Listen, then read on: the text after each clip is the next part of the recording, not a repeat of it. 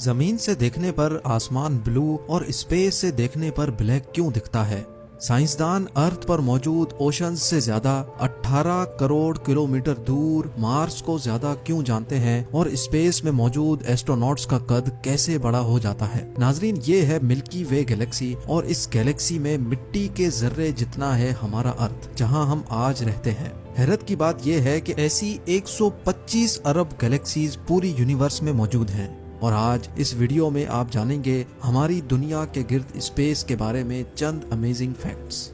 Number 1, 1977 में NASA ने एक स्पेस क्राफ्ट डीप स्पेस में जाने के लिए लॉन्च किया था। इस स्पेस क्राफ्ट का नाम वॉयेजर 1 है, जो 2012 में इंटरस्टेलर स्पेस में दाखिल हुआ था और फिल वक्त ये अर्थ से 22 अरब किलोमीटर के फासले पर मौजूद है और मुसलसल नासा को इस यूनिवर्स की तस्वीरें भेज रहा है। नंबर 2, अर्थ में तो हम रोजाना एक चांद देखते हैं, लेकिन हमारे सोलर सिस्टम में एक प्लेनेट ऐसा भी है जिसके टोटल 79 चांद हैं। जी हाँ, जुपिटर जो अर्थ से 907 मिलियन किलोमीटर दूर है, उसके टोटल 79 मून्स हैं। मर्क्यूरी और वीनस हमारे सोलर सिस्टम में वाहिद ऐसे प्लैनेट्स हैं जिनके पास एक भी चांद मौजूद नहीं। नंबर 3, साइंस के मुताबिक अर्थ पर इंसान आज से 50 लाख साल पहले आया था, लेकिन हमारा सोलर सिस्टम इंसान के आने से भी 450 करोड़ साल पुराना है। नंबर 4, माउंट एवरेस्ट हमारी दुनिया का सबसे ऊंचा पहाड़ है, जो दुनिया की सबसे ऊंची बिल्डिंग बुर्ज खलीफा से 10 गुना ज्यादा बड़ा है। लेकिन हैरान कर देने वाली बात यह है कि माउंट एवरेस्ट से भी 3 गुना ज्यादा बड़ा एक पहाड़ मार्स पर मौजूद है, जो ओलंपस मॉन्स के नाम से जाना जाता है। नंबर 5, लाइट की speed 180 crore kilometre per hour है। अगर कोई चीज इस स्पीड से स्पेस में 1 साल तक ट्रेवल करती रहे और 1 साल बाद वो जितना भी डिस्टेंस तय करेगी, उसको 1 लाइट ईयर बोला जाता है। नंबर 6, हमारा अर्थ मिल्की वे गैलेक्सी का हिस्सा है और ये गैलेक्सी 1,05,700 लाइट ईयर्स जितनी बड़ी है और ऐसी 125 अरब गैलेक्सीज पूरी यूनिवर्स में मौजूद हैं, जिनका अभी तक हमने सुराग लगाया है। नंबर 7, एक अंदाजे के मुताबिक सूरज का वजन अर्थ से 3,30,000 टाइम्स ज्यादा है।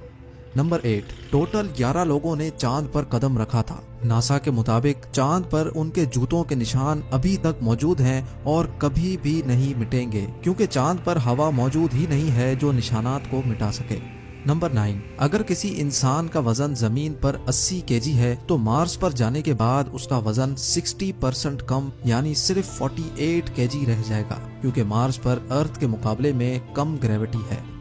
नंबर 10, अर्थ पर एक दिन पूरे 24 आवर्स का होता है, लेकिन मार्स पर एक दिन 24 आवर्स 39 मिनट्स और 35 सेकंड्स का होता है। इसी तरह अर्थ पर एक साल 365 डेज का होता है, लेकिन मार्स पर एक साल 687 डेज का होता है। क्योंकि अर्थ के मुकाबले में मार्स सूरज से ज्यादा दूर है, तो उसको सूरज के गिर्द गोल चक्कर लगाने में ज्यादा टाइम लगता है।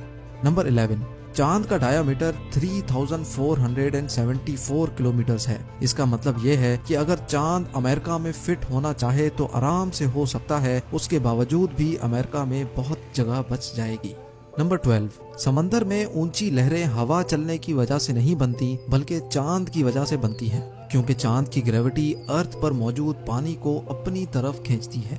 नंबर 13, प्लूटो साइज में इतना छोटा है कि वो इंडिया में भी फिट आ सकता है। नंबर 14, सर के बाल तो शायद काउंट करना मुमकिन हो, लेकिन आसमान पर कितने सितारे हैं ये काउंट करना पॉसिबल नहीं है। साइंसदानों के एक रफ एस्टिमेट के मुताबिक पूरी दुनिया में रेत यानी सैंड के जितने भी जर्रात मौजूद हैं, उससे भी ज्यादा स्टार्स स्पेस में मौजूद हैं। Number 15, international space station space में मौजूद इंसान की बनाई हुई सबसे बड़ी और महंगी चीज है। नंबर 16, स्पेस में किसी भी लिक्विड को फ्री छोड़ा जाएगा तो वो अपने आप स्फेयर बन जाएगा।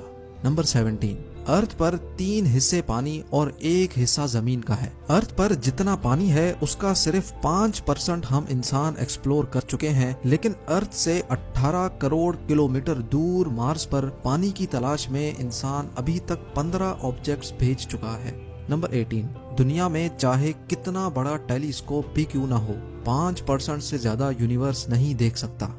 नंबर 19, सूरज की रोशनी को जमीन तक पहुंचने में 10 मिनट लगते हैं, यानी सनसेट के दौरान जब सूरज इस पॉइंट पर होता है वो असल में सेट कर चुका होता है, पर हमें 10 मिनट बाद पता लगता है। नंबर 20, इंटरनेशनल स्पेस स्टेशन 24 घंटों में हमारी दुनिया के गिर्द 16 चक्कर लगा लेता है, यानी हर 92 मिनट्स में वो पूरा एक चक्कर कंप्लीट कर लेता है। नंबर 21, 2016 में साइंसदानों को स्पेस से एक रेडियो सिग्नल रिसीव हुआ जो तकरीबन 5 बिलियन लाइट ईयर्स दूर से आया था, जिसका मतलब ये हुआ कि जिस वक्त ये सिग्नल इतनी दूर से ट्रांसमिट हुआ था उस वक्त हमारी दुनिया भी मौजूद नहीं थी।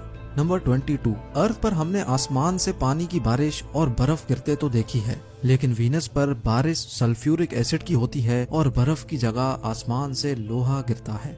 नंबर 23, स्पेस बिल्कुल खामोश होती है, इतनी खामोश कि स्पेस में एक साथ मौजूद एस्ट्रोनॉट्स को एक दूसरे की आवाज भी नहीं सुनाई दे सकती, क्योंकि आवाज हमारे कानों तक हवा के जरिए आती है जो स्पेस में मौजूद नहीं। नंबर 24, स्पेस में जाते ही एस्ट्रोनॉट्स की हाइट 5 सेंटीमीटर तक बढ़ जाती है, क्योंकि स्पेस में ग्रेविटी ना होने की वजह से इंसान के अंदर मौजूद बोन जॉइंट्स एक्सपेंड हो जाते हैं। नंबर 25, इंटरनेशनल स्पेस स्टेशन अर्थ पर मौजूद 90% पॉपुलेशन को आसानी से देख सकता है। जब भी आसमान पर कोई सितारे जैसी चीज तेज रफ्तार से चलती हुई दिखे तो समझ जाएं कि ये इंटरनेशनल स्पेस स्टेशन है। नंबर 26, स्पेस में एस्ट्रोनॉट्स को डकार नहीं आ सकती, क्योंकि ग्रेविटी ना होने की वजह से पेट में मौजूद गैसेस खाने से अलग नहीं हो सकती। इसी तरह ग्रेविटी ना होने की वजह से स्पेस में पेन भी काम नहीं करता। नंबर 27, हर साल चांद हमारी दुनिया से 4 सेंटीमीटर दूर होता जा रहा है। नंबर 28, बेशक अर्थ और मार्स एक ही सूरज शेयर करते हैं, लेकिन अर्थ पर सनसेट ऑरेंज होता है और मार्स पर ब्लू। नंबर 29, स्पेस में बेशुमार एस्टेरॉइड्स घूम रहे होते हैं जो अगर हमारी दुनिया में दाखिल हो जाएं तो बहुत नुकसान पहुंचा सकते हैं, लेकिन एक ऐसा प्लेनेट है जो हमारी अर्थ पर आने वाले एस्टेरॉइड्स को अपनी तरफ खींचकर हमें महफूज रखता है, और वो प्लेनेट है जुपिटर, जो हमारे सोलर सिस्टम का सबसे बड़ा प्लेनेट है और अपनी ग्रेविटी की वजह से ज्यादातर एस्टेरॉइड्स को अपनी तरफ खींच लेता है। नंबर 30, हमारी दुनिया में जमीन पत्थर और मिट्टी से बनी हुई है, लेकिन हमारी दुनिया से 40 लाइट ईयर्स दूर एक ऐसा प्लेनेट मौजूद है जहां मिट्टी और पत्थर की जगह सिर्फ डायमंड्स ही डायमंड्स हैं, और इस प्लेनेट को सुपर अर्थ का नाम दिया गया है। जमीन से देखने पर आसमान ब्लू और स्पेस की पिक्चर्स में ब्लैक दिखता है, क्योंकि लाइट 7 कलर से मिलकर बनी होती है। जब सनलाइट अर्थ के एटमॉस्फेयर में दाखिल होती है तो ब्लू कलर अपनी छोटी वेवलेंथ की वजह से अर्थ के एटमॉस्फेयर में मौजूद गैसेस से टकरा जाता है, जिसकी वजह से ब्लू कलर की लाइट आसमान में फैल जाती है और इस वजह से हमें आसमान ब्लू दिखता है। रात के टाइम पर जब सूरज मौजूद नहीं होता तो हमें आसमान का असल कलर देखने को मिलता है।